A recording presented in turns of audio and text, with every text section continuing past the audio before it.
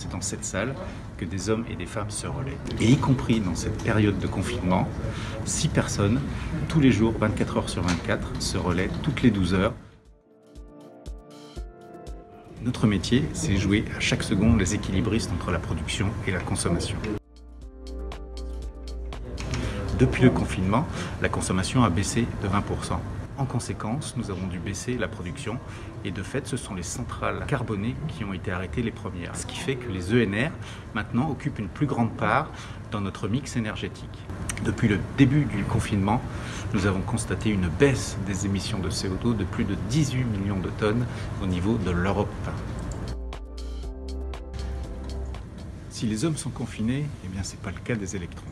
Actuellement, la France exporte vers tous ses pays voisins. Donc on peut dire que la France participe un peu à alimenter les hôpitaux belges, suisses, allemands, avec les Français qui sont à la maison, en télétravail, donc plus besoin de se lever très tôt pour aller au bureau. En fait, le bureau est à quelques mètres pour les télétravailleurs. Donc on se retrouve avec une pointe de consommation aux alentours de 13 heures, au moment où tout le monde fait à manger.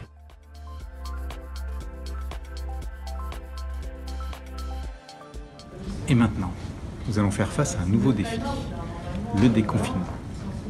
En effet, que va-t-il se passer après le 11 mai? Autant la chute de consommation a été brutale au début du confinement, environ 20%, et depuis nous avons vu de légers rebonds avec une légère reprise économique, mais après le 11 mai, eh bien, beaucoup d'inconnus sont là. Face à ces inconnus, RTE se prépare.